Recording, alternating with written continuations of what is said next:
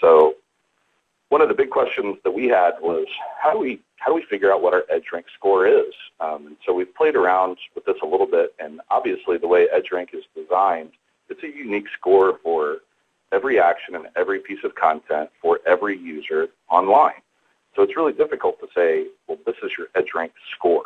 But what we can do is kind of reverse engineer the outcome of EdgeRank. And so that's what we've done to give kind of a take it with a huge grain of salt general overall score to give you some indication of how your brand's performing with EdgeRank on Facebook. And the math for this, we took straight out of Facebook Analytics, so anybody with a Facebook page can do this. Just export your data, and you'll see these stats over here on the left: total impressions, number of posts, average impression per post, monthly active users.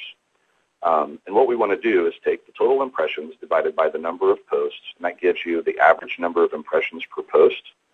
Divide that by your monthly active users, and you get on average what percentage of your posts are being shown to your users who could have reasonably seen them. Out of all the people on Facebook, this is how many people could have seen this content. This is how many people actually saw it. This will be a number somewhere between 1 and 100, and they'll give you a general indication of how well EdgeRank thinks your content's doing based on the outcome, the total impressions of the decisions that it makes. So it's a lot easier than it looks, I'm sure. One of the interesting things that we've seen with this is the larger your Facebook presence is, the lower your EdgeRank score tends to be. And that actually makes a lot of sense when you think about it.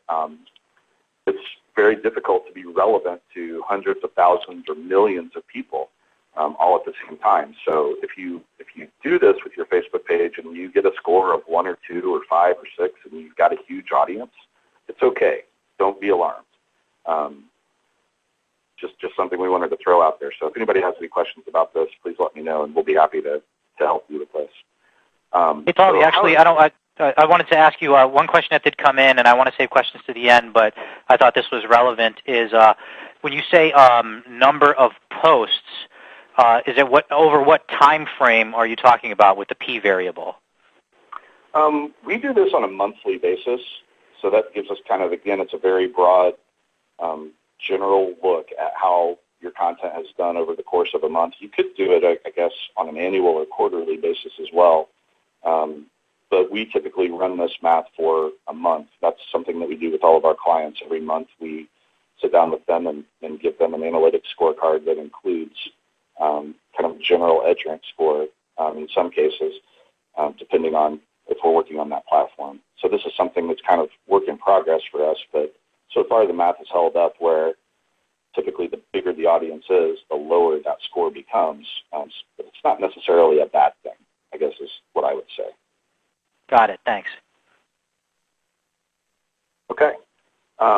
So what do we think the impact of EdgeRank is going to be in the future? Profiles, we think, are going to become a much more personal, visceral experience centered around more rich media. Facebook in the past, when it first came out, there were a lot of people posting about things like, here's what I'm having for lunch, and I'm going to work now, and now I'm coming home from work. And it was, a lot of information that wasn't always relevant. But the way that they've reformatted with this timeline and how EdgeRank's making decisions about what content to show you, it's going to be a lot more like sitting down together with all of your friends and family and looking through a photo album, from birth until right now. And that's a pretty engaging experience. That's something that has pretty deep emotional roots that really didn't exist before. And we think it's, frankly, a totally brilliant play by Facebook. A lot more rich media focus because of weight. Much more focus on understanding the user's unique social graph is going to be really important. Much more focus on time relevancy, and obviously, I don't think we can overstate how much importance engagement is going to have in future Facebook efforts. One of the big things that was announced recently is there were, I think, 60 applications that just came out that utilize what Facebook calls Open Graph. There's also Facebook Connect out there, which a lot of people have integrated with their websites. And the way that we see this playing out, Facebook really could become an even bigger player than they are today, and EdgeRank could become just as important, if not more important, than the Google algorithm in terms of how users users see their content. What Open Graph kind of enables to a certain degree is EdgeRank everywhere. The more Facebook infiltrates sites and services via Connect and Open Graph, the more decisions Facebook will make about the user experience based on EdgeRank, even when you're not on Facebook. And Open Graph gives you the opportunity to not just like a page, but use other verbs to share information with people. So you could say, you know, I verbed this, I bought this, I went to this place, not just I liked this.